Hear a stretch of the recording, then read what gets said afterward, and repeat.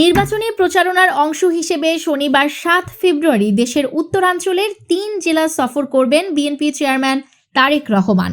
জেলাগুলো হলো দিনাজপুর, ঠাকুরগাঁও ও নীলফামারী। বুধবার 4 ফেব্রুয়ারি রাতে বিএনপির মিডিয়া সেলের সদস্য সাইরুল কবির খান এ তথ্য নিশ্চিত করেছেন। দলীয় সূত্রে জানা যায়, এবারে নির্বাচনী সফরে সড়ক পথে নয়, হেলিকপ্টার যোগে উত্তরাঞ্চলের 3 জেলায় যাবেন তারেক রহমান। সফরের তারিখ 7 ফেব্রুয়ারি নির্ধারিত হলেও সময়সূচি এখনও চূড়ান্ত হয়নি।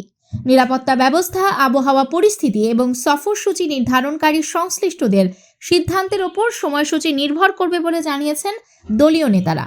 এ সফরে এসব জেলায় বিএনপি মনোনীত প্রার্থীদের পক্ষে আয়োজিত নির্বাচনী জনসভায় বক্তব্য দেবেন তারেক রহমান।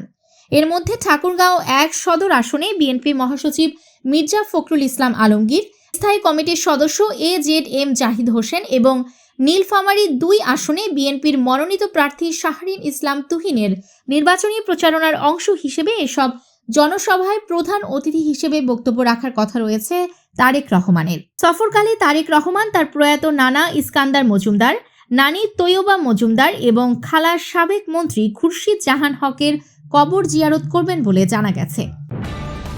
নিউজ ডেস্ক, দৈনিক অন্যধারা।